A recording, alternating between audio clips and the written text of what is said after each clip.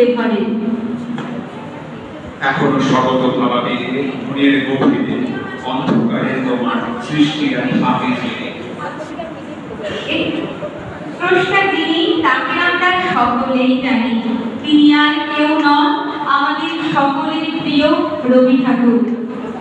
যে মানুষটির কবিতায়, লেখায়, গানে ও শিল্পের প্রত্যেকটি টানে তার অনন্য নৈপুণ্যতার নজির আমরা দেখতে পাই। আজ আমরা সেই মানুষটির মহাপ্রাণ দিবসে শ্রদ্ধা অর্পণে ব্রতী হয়েছি।